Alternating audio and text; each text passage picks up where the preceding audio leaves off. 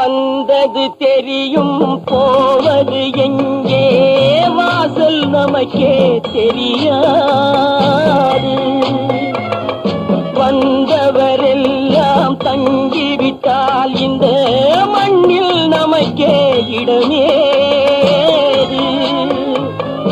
வாழ்க்கை என்பது வியாபாரம், வரும் ஜனனம் என்பது வரவாகும், அதில் மரணம் என்பது செலவாகும்.